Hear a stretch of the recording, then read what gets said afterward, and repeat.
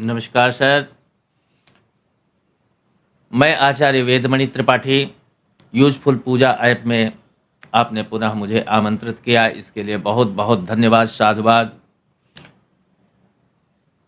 सबसे पहले मैं पूरे भारतवासियों को आंग्ल भाषा की नववर्ष की हार्दिक शुभकामनाएं देता हूं और आने वाले मकर संक्रांति की ढेर सारी शुभकामनाएं देता हूं और सबको साधुवाद, आशीर्वाद। पंडित जी, जैसा कि हम लोग लास्ट एपिसोड में हमने डिस्कस किया था और आज हमारा चर्चा का भी विषय है, जी तो शुरुआत करते हैं वहीं से। जी, ईश्वर एक है या अनेक, बिल्कुल ये बिल्कुल मैं आपसे जानना चाहूंगा। बिल्कुल।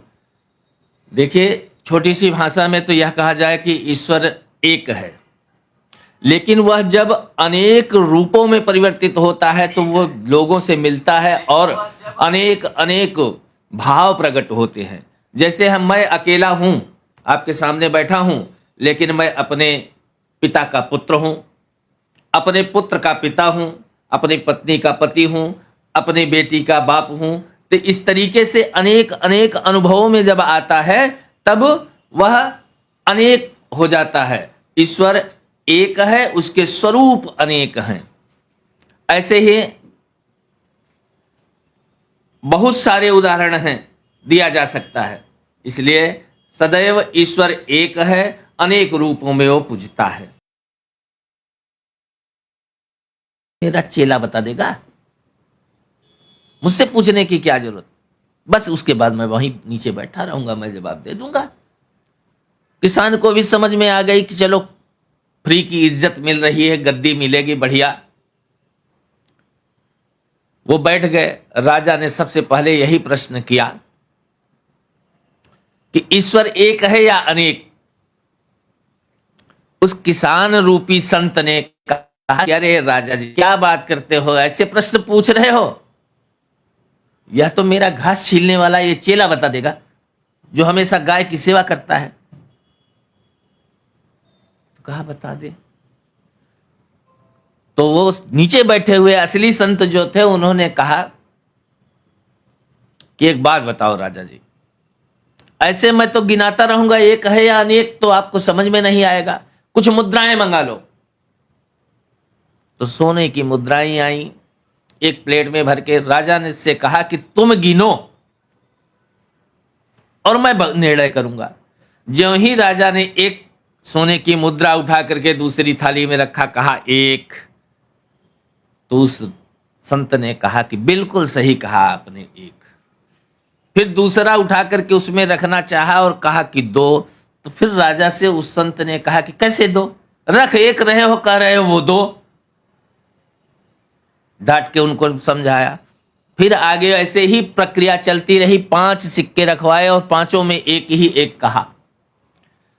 तो संत ने कहा कि अच्छा, एक के पहले क्या है देखो, जीरो। एक के बाद क्या, जीरो के आगे क्या है, एक। तो एक ही तो है ईश्वर। वही ईश्वर आपके अंदर बैठा है, वही ईश्वर हमारे अंदर बैठा है, वही ईश्वर सभी के अंदर बैठा है। लेकिन वो अनुभवों में जब आता है, अनेका अनेक लोगों के अनुभव में आता है, अनेक अनेक बातें पैदा करता है। तो वह ईश्वर इसलिए एक है, अनेक स्वभाव में है, अनेक रूप में है। और दूसरा प्रश्न जो आपने कहा, कहाँ रहता है। देखिए, बहुत अच्छा पंडित जी ने हमें दृष्टांत एक दिया कि अगर हम अच्छी संगत में रहते हैं तो अच्छी अच्छी चीज़ें सीखने को हमें मिलती हैं। जी जैसा कि उन साधु ने जो किसान थे उनसे बोला और ये सारा प्रसंग हुआ। इसी के साथ साथ दोस्तों, मैं आपको बता दूं कि आपको अगर कोई प्रॉब्लम है, कुछ आचार्य जी से अपने संबंधित कुछ पूछना है, कुछ जानना है, तो आप हमारे नंबर पे कॉल कर सकते हैं और हमारे मैसेज हमें कमेंट भी कर सकते हैं। हमारा जो नंबर है जिस पे आप कॉल कर सकते हैं, वो नंबर आपको हमारी प्रोफाइल से मिल जाएगा और मैं उसे एक बार रिपीट भी कर रहा हूँ। हमारा नंबर है 8130803515। मैं दोबारा से रिपीट कर रहा हूँ, नंबर है 8130803515। जी, तो आप अपना कोई भी जो आपका क्वेश्चन है, कोई सुझाव है, तो वो आप दे सकते हैं, कोई प्रश्न पूछ सकते हैं। और इसी बीच में हम अपना जो हमारा आज का प्रसंग है उसे जारी रखते हैं। जी। और हमारा जो दूसरा प्रश्न था आज का, वो था कि ईश्वर कहाँ रहता है और कैसे मिलता है? जी आचार्य जी। जी, तो उसी प्रसंग के अंतर्गत उसी संत से जब राजा ने प्रश्न किया तो फिर वही राजा के सामने प्रश्न आया कि यह भी प्रश्न तो हमारा चेला ही बता सकता है। अब उस चेला रूपी संत ने कहा कि राजा जी कुछ खिलाते पिलाते तो हो नहीं, दुनिया भर के इतने गूढ़ गूढ़ प्रश्न पूछते हो। तो कहा क्या खाएंगे आप बताइए। तो संत ने कहा अच्छा खाने का तो समय नहीं रहा, चलो कुछ मंगा लो, दूध मंगा लो, दूध। गर्म दूध आया। अब वह गर्म दूध बड़े से कटोरे में आया। संत ने देखा, अपने हाथ पे लिया उस कटोरे को और उसमें उंगली ऐसे घुमाने लगे। काफी देर जब उंगली घुमाया तो राजा ने कहा कि अरे क्या कर रहे हो, इसमें उंगली घुमा रहे हो, अरे पी लो जल्दी से। तो उस संत ने कहा कि मैंने सुना है कि दूध में ही मक्खन होता है, दूध में ही मक्खन होता है, तो उसी मक्खन को निकाल के पी लूं, क्या जरूरत है दूध पीने की, मक्खन खा लूंगा मैं। बिल्कुल। तो राजा ने कहा कि दूध से मक्खन निकालने के लिए तो उसकी व्यवस्थाएं हैं। पहले दूध को गर्म किया जाता है, उसके बाद दही बनाया जाता है, उसे बिलोया जाता है, फिर उससे मक्खन निकलता है और उस मक्खन को खाने के पहले तपाया जाता है, तब वह घी बनता है, तब लोग खाते हैं। तो संत ने कहा तो वही तो मैं आपको समझाने का प्रयास कर रहा हूं कि ईश्वर कहां रहता है। ईश्वर हमारे आपके अंदर ही रहता है और उसे पाने के लिए, मिलने के लिए उससे हमें अपने आप को तपाना पड़ता है। तपस्या की अग्नि में हरि नाम स्मरण करके, हरि स्मरण मोक्ष विपत्ति नाश, हरि का स्मरण करने से मोक्ष मिलता है और विपत्तियों का नाश होता है। यही तो मैं आपसे बार बार समझाने का प्रयास कर रहा हूं कि ईश्वर हमारे अंदर है, आपके अंदर है, सभी के अंदर है। ईश्वर के बिना पत्ता नहीं हिलता, तो हम आप कैसे बोल पाएंगे। बिल्कुल, देखिए ईश्वर हमारे और आपके सबके अंदर मौजूद है। और बहुत अच्छी बात कि ईश्वर को प्राप्त करने के लिए सबसे पहले अपने आप को तपाना पड़ता है, तप करना पड़ता है, मनन करना पड़ता है। उसके पश्चात ही आप ईश्वर को प्राप्त कर सकते हैं। और हो भी क्यों ना, जो चीज़ आसानी से मिल जाए उसकी कदर वैसे भी नहीं होती। तो जो ईश्वर हैं, जो प्रभु हैं, वो तो अनमोल हैं, उनका तो कोई मोल ही नहीं है, तो इतनी आसानी से मिले भी कैसे। बिल्कुल दोस्तों, पंडित जी, जैसा कि नया साल स्टार्ट हुआ है, जी तो हम लोग देखते हैं आज की जो समय है जी उसमें जो पढ़ने वाले बच्चे हैं, तो हम लोग देखते हैं कि मोबाइल हो गया, दूसरी चीज़ें हो गई, उनमें बच्चे ज़्यादा लगे रहते हैं जी और पढ़ने पे ध्यान नहीं देते। ये जी। मुझे लगता है कि हर एक परिवार की ये समस्या आज के बिल्कुल टाइम में बिल्कुल है। शायद ही कुछ लोग बचे होंगे इस समस्या से। तो बच्चों के लिए शिक्षा पर कोई उपाय अगर आपकी साइड से इस बार मिले तो मुझे लगता है कि उसका कुछ फायदा हम बिल्कुल अपने दर्शकों को दे पाएंगे। बिल्कुल बिल्कुल। जी। जैसे लोग बच्चे खेलने में ज्यादा रुचि रखते हैं, पढ़ाई में उनकी रुचि कम हो जाती है और ज्यादातर टीवी या मोबाइल पे वो लगे रहते हैं, ऐसे बच्चों के लिए विशेष उपाय मैं बताऊंगा कि अब जैसे उनके स्कूल बैग हैं, स्कूल बैग में हम टिफिन डाल करके भेजते हैं, खाने की अन्यत्र व्यवस्थाओं को बना करके भेजते हैं, तो वैसे ही एक बुधवार के दिन बच्चे के बैग में एक चांदी का छोटा सा हाथी बना करके रखें और बृहस्पतिवार के दिन हल्दी की 7 गांठ छोटी छोटी बना करके उनके बैग में रख दें। तो ऐसा रखने से बच्चों का मन पढ़ाई में लगने लगता है और ऐसा करके देखें, मेरी गारंटी है बच्चों का रुझान पढ़ाई की तरफ बढ़ेगा। पंडित जी, आपने बोला बुधवार के दिन और चांदी के हाथी। जी जी बिल्कुल। तो इसके पीछे की वजह क्या है? बुधवार का ही दिन क्यों और बिल्कुल। चांदी के हाथी क्यों? बिल्कुल, बुधवार के दिन इसलिए कि गणेश जी का दिन है बुधवार, और गणेश जी रिद्धि सिद्धि के दाता हैं, और रिद्धि सिद्धि तभी आती हैं जब हमारे अंदर ज्ञान होगा। और हाथी का इसलिए मैं बता रहा हूं, गजमुक्ता योग बनाता है वह हाथी। तो वह योग बनने के बाद बच्चा दिन दूना रात चौगुना प्रगति करेगा, यह विश्वास है मुझे। हमने प्रत्यक्ष भी देखा है अपने जीवन में कि ऐसा होता है। बिल्कुल दोस्तों, देखिए वैसे भी एक कहावत है कि जो हमारे गणेश हैं, लॉर्ड गणेश हैं, जो हमारे भगवान गणेश हैं, उनसे ज़्यादा बुद्धिमान शायद कोई नहीं है। इसके पीछे एक कथा भी है जो शायद हम लोगों ने सुनी है, जिसमें भगवान भोलेनाथ गणेश जी, प्रभु गणेश जी और उनके बड़े भाई कार्तिकेय जी को इस ब्रह्मांड का चक्कर लगाने के लिए बोलते हैं। तो उस समय जो उनके बड़े भाई थे वो अपने सवारी यानी मोर पे सवार होके इस धरती के, इस ब्रह्मांड का चक्कर लगाने के लिए चले जाते हैं, जबकि जो हमारे गणेश जी हैं वो अपने चूहे पे बैठ के भगवान भोलेनाथ और माता पार्वती के चक्कर लगाकर उन्हें प्रणाम करते हैं। और इस तरह से वो प्रूव कर देते हैं, वो ये प्रस्तुत कर देते हैं कि वो बचपन से ही बहुत ही ज्ञानवान और बुद्धिमान थे। जी पंडित जी, आपने जो अगला दिन चुना है वो है हमारा बृहस्पतिवार या बृहस्पतिवार, गुरुवार जी। तो इस पे थोड़ा सा कुछ बताइए। जी, गुरुवार गुरु की प्रसन्नता के लिए, गुरु प्रसन्न होता है तो बच्चों की पढ़ाई में मन लगता है, और जिसकी कुंडली में बृहस्पति ठीक हो तो उच्च शिखर पर पहुंच जाता है। और उसे ठीक करने के लिए ही हल्दी की गांठ उनके साथ रख दिया जाए तो और बढ़िया हो जाता है, सोने पे सुहागा हो जाता है। जी देखिए, गुरु जो हैं वो वैसे तो कहते हैं कि माता ही सबसे पहली गुरु बच्चे की होती है, उनका अपना एक अलग महत्व होता है। लेकिन हाँ, अगर लाइफ में आपको, ज़िंदगी में आपको आगे बढ़ना है तो गुरु का होना बहुत ज़रूरी है। बिना गुरु के हम कोई भी ऊंचा शिखर या प्रभु को प्राप्त नहीं कर सकते। ऐसा हमारे साधु संत और जो ज्ञानवान लोग हैं वो बताते हैं। ये बहुत इस तरह की कहानियाँ, बहुत इस तरह के किस्से आपको मिल जाएंगे, आपने पढ़े या सुने होंगे। तो इसी कड़ी में हम लोग आगे जारी रखते हैं। मैं बीच में एक बार फिर से रिपीट करूंगा कि आपको अगर कोई प्रॉब्लम है तो आप हमारे नंबर पर कॉल कर सकते हैं। नंबर है 8130803515। जी पंडित जी, हमारा जो अगला सवाल था इसी कड़ी में जी कि ईश्वर करता क्या है। जी हाँ, बिल्कुल बिल्कुल। ईश्वर करता क्या है? जी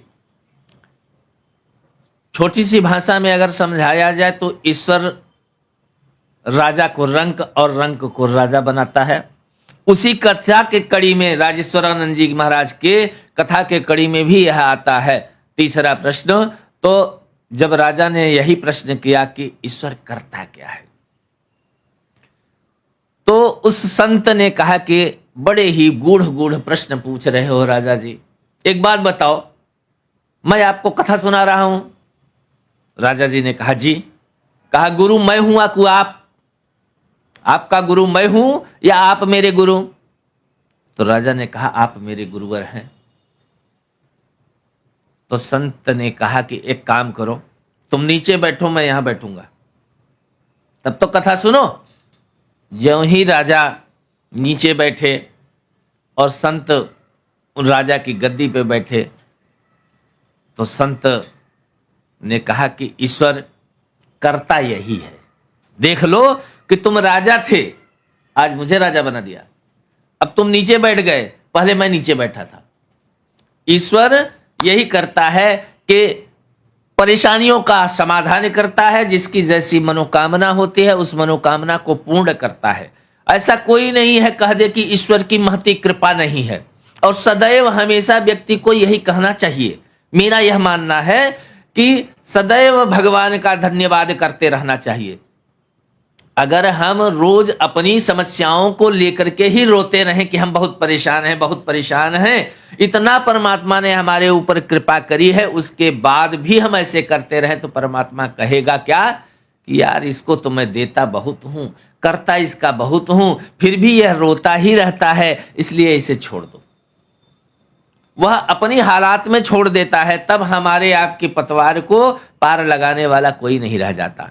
इसलिए परमात्मा ने कुछ भी नहीं दिया है तो भी कहो परमात्मा की बहुत बड़ी कृपा है। अगर यही कहेंगे तो परमात्मा एक दिन ऐसा हो जाएगा, मजबूर हो जाएगा कि इसको मैंने कुछ किया नहीं, इसको मैंने कुछ दिया नहीं, फिर भी यह हमेशा सदैव हमारा प्रचार करता रहता है, तो इसे देना चाहिए। तब परमात्मा की आज नहीं तो कल, कल नहीं तो परसों कृपा बरसेगी ही बरसेगी, यह गारंटी है। बिल्कुल दोस्तों, देखिए प्रभु जो हैं उनका धन्यवाद हमें हमेशा करना चाहिए। सबसे पहले तो इसलिए कि उन्होंने हमें इतने करोड़ योनि होने के बावजूद हिंदू धर्म में उन्होंने हमें मनुष्य का रूप दिया। सबसे पहले तो इसके लिए धन्यवाद। उसके बाद जितने भी लोग ये देख रहे हैं या सुन रहे हैं वो सब समर्थ हैं, इसके लिए उन प्रभु का धन्यवाद उन्हें करना चाहिए, क्योंकि आपको प्रभु ने हवा दिया, वायु दिया, आपको खाना दिया, आपको जल दिया, आपको रहने के लिए ज़मीन दी, धरती दी, आपको वस्त्र दिए। जो चीज़ें आपको मिलनी चाहिए थी वो सारी सुविधाएं प्रभु ने आपको दी हैं। इसके लिए बिल्कुल हमें दिल से प्रभु का धन्यवाद करते रहना चाहिए। और मैं तो बोलूँगा कि आप इस धन्यवाद को, जैसा कि हमारे आचार्य जी ने कहा, बार बार प्रभु का धन्यवाद करिए। हर एक बार प्रभु का धन्यवाद करिए। सुबह उठिए तो प्रभु का धन्यवाद करिए, आप नाश्ता करने जा रहे हैं तो प्रभु का धन्यवाद करिए, खाना खा रहे हैं तो प्रभु का धन्यवाद करिए, अपना कोई काम कर रहे हैं तो प्रभु का धन्यवाद करिए, रात को सोने जा रहे हैं तब प्रभु, क्योंकि प्रभु की कृपा है जिसकी वजह से आप वो काम कर पा रहे हैं। और यकीन मानिए दोस्तों, अगर आपने प्रभु को धन्यवाद करना, प्रभु की कृपा को मानना स्टार्ट कर दिया, शुरू कर दिया, तो जो आपके दिन हैं उनको बदलने में टाइम नहीं लगता। और ये आप ज़रूर आजमाइए।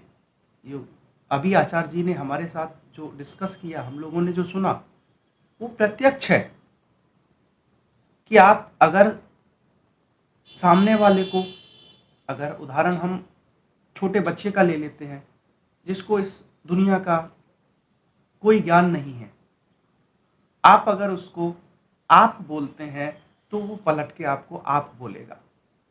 उस बच्चे को आप तुम बोलते हैं तो वो पलट के आपको तो बोलेगा।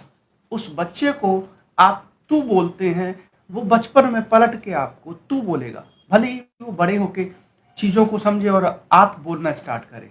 तो देखिए, जो अबोध है वो भी जैसा आप उसके प्रति करते हैं, आपके प्रति वो वैसा ही उत्तरदायी होता है। इसीलिए दोस्तों, आप प्रभु का बार बार धन्यवाद करिए। प्रभु ज़रूर आपके ऊपर कृपा करेंगे, ज़रूर रिझेंगे। कुछ टाइम करिए दोस्तों, आपको भी इसका आनंद आएगा और आपकी ज़िंदगी भी बदलना स्वाभाविक है। जी पंडित जी। जी, अब हम आने वाले समय पे आते हैं। अच्छा पंडित जी, बीच में मैं आपको थोड़ा सा इंटरप्ट करूंगा, थोड़ा सा एक क्वेश्चन मेरा लास्ट, कि अगर हमें ईश्वर की प्राप्ति करनी है तो हम किस तरह से ईश्वर को प्राप्त कर सकते हैं? जी जी, उसके लिए कुछ आप बताना चाहेंगे? बिल्कुल बिल्कुल। ईश्वर को प्राप्ति करने के लिए हमें अपने आप को ईश्वर का बनाना होगा। सबसे पहला प्रश्न यही होगा कि हमें पूर्ण रूप से समर्पण भाव रखना होगा ईश्वर में। ईश्वर को प्राप्त करने के लिए हमें ईश्वर का बनना होगा। जितना अधिक से अधिक समय मिले, हरि स्मरण मोक्ष विपत्ति नाशः, हरि का स्मरण करें। भगवान कलयुग में तो केवल भगवान के नाम का ही वर्णन किया गया है कि कलयुग केवल नाम आधारा, सुमिर सुमिर नर उतरहि पारा। तो भगवान के नाम का स्मरण, भगवान के नाम का चिंतन, भगवान के स्वरूप का चिंतन, दर्शन किसे कहते हैं? दर्शन यह थोड़ी है कि खुली आंखों से आपने देख लिया तो वही दर्शन हो गया। नहीं, मंदिर में अगर आप जाएं, एक दिन बैठ करके खूब बढ़िया सा भगवान के दर्शन करें, पूरे नीचे से लेकर के नख से लेकर के सिर तक भगवान के चेहरे को बढ़िया सा देखिए। देखने के बाद और अपनी आंखों को बंद करके फिर उसी चित्रण का अपने दिमाग में, मस्तिष्क में उसे चला लें तो समझिए वही चित्रण भगवान का है, वही दर्शन है। भगवान के दर्शन जब आपकी बंद आंखों से होने लगे तो भगवान की प्राप्ति की प्रथम सीढ़ी है।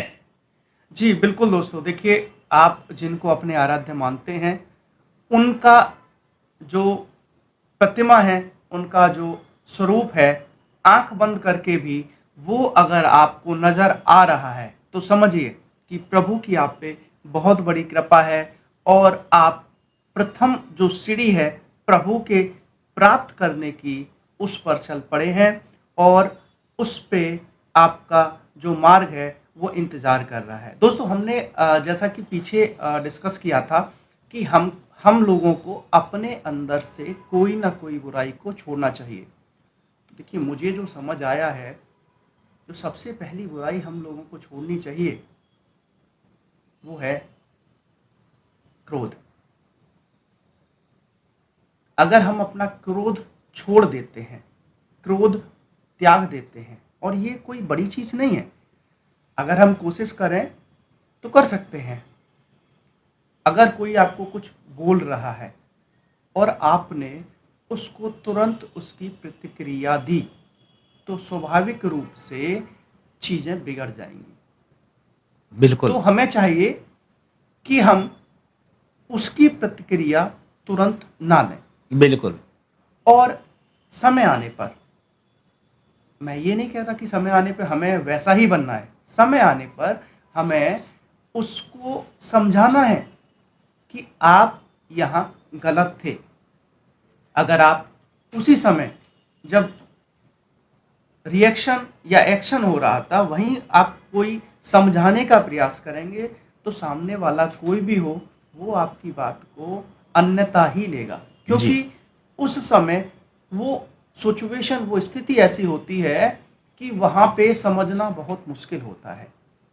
तो हमें चाहिए कि उस समय जाने देना चाहिए, और जब कुछ समय बीत जाता है, चीज़ें सामान्य होती हैं, उस समय हमें वो चीज़ बतानी चाहिए सामने वाले को कि आप यहाँ गलत थे, और अगर आप ऐसा करते हैं तो सामने वाला भी आपकी सुनेगा और उसको भी अपनी गलती का एहसास होगा।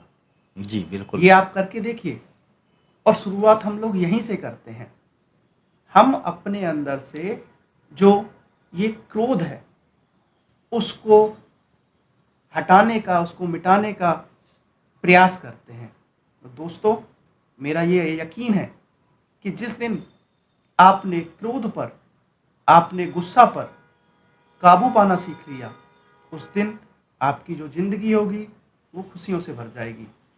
इसी प्रसंग में मैं आचार्य जी से पूछना चाहूँगा कि अगर आचार्य जी जैसे नया साल है, अभी हमने बच्चों पे उपाय पे डिस्कस किया जी, कोई और उपाय है जिसको आज हम लोग अपने जी बिल्कुल दर्शकों को बताना चाहें? जी बिल्कुल जी जैसे यह मकर संक्रांति आ रही है, जिनके घर में असाध्य रोग हैं, बहुत सारे बीमार लोग रहते हैं, जिसके इलाज कराते कराते सालों से वो परेशान हैं, उसके लिए एक छोटा सा उपाय मैं बताऊंगा मकर संक्रांति वाले दिन करने के लिए।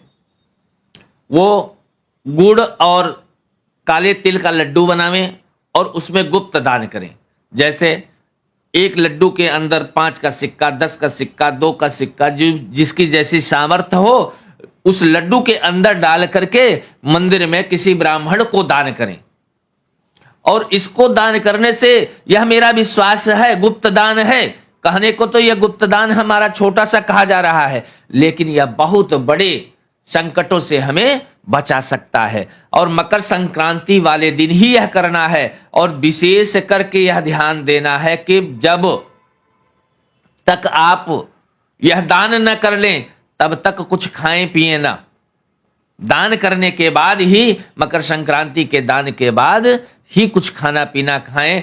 तो ऐसा करने से असाध्य कैंसर जैसे रोग में भी आराम मिलेगा, यह मेरा विश्वास है।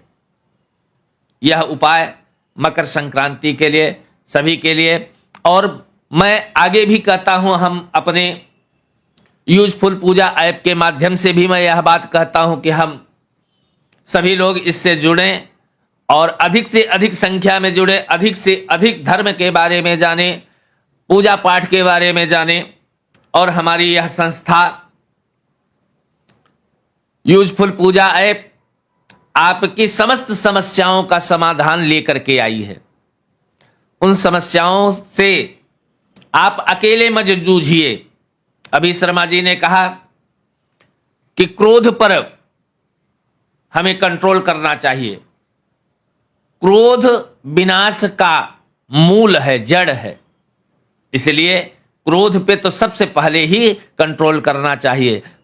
पहले अपने घर में, परिवार में, भाई बंधुओं में सभी को यह संदेश दें कि क्रोध पर विजय प्राप्त करें। 2026 चल रहा है, लेकिन नया संवत्सर हमारा अभी नहीं आया है।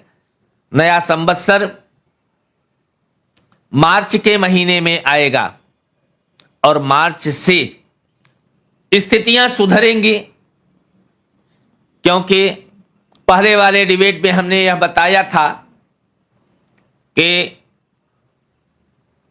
मंत्री इस बार जो हैं मंगल रहेंगे और बृहस्पति राजा रहेंगे। तो इसलिए दोनों का सामंजस्य बढ़िया बनेगा, तो सबके जीवन में मंगल मंगल होता रहे, ऐसी कामना करते हैं। देखिए पंडित जी, बिल्कुल। और अभी मैंने कुछ पीछे मैं कुछ सुन रहा था, कुछ जो आजकल ग्लोबल लेवल पर जो वैश्विक लेवल पे जो चीज़ें हो रही हैं, कुछ लोग कह रहे थे कि साल चेंज हुआ है और लेकिन साल के, जैसा कि बताया जा रहा है ज्योतिष में कि ये साल अच्छा रहेगा, लेकिन साल के तीसरे ही दिन कुछ बड़ा हुआ। ये हम सब लोग जानते हैं, जो लोग ये न्यूज़ वगैरह देखते हैं, जो खबरों को पढ़ते हैं, सुनते हैं। तो ऐसा मैंने वहीं सुना कि साल चेंज हो रहा था और चीज़ें चेंज होनी थी। तो मैं उनको एक बार फिर से याद दिलाऊंगा कि ये साल जो चेंज हुआ है वो अंग्रेजी वर्ष चेंज हुआ है। जी दोस्तों, जो ज्योतिष है, जो हमारे शास्त्र हैं, जो हमारा हिंदू धर्म है, उसका साल चेंज होगा मार्च में जा कर के। तो हमने पहले भी डिस्कस किया था कि अभी तो स्थितियां जस की तस बनी रहेंगी। और दोस्तों, इसीलिए हमारा सनातन महान भी है कि हम लोग ने पीछे भी डिस्कस किया था कि स्थितियां वैसी की वैसी ही रहेंगी। ये हमारा सनातन धर्म, ये हमारा ज्योतिष कहता है और चल भी वैसा ही रहा है। आने वाले समय में जब हिंदू वर्ष स्टार्ट होगा, तब से स्थितियां कुछ सुधरेंगी और हमें तब तक बहुत ही धैर्य से, बहुत ही सावधानी से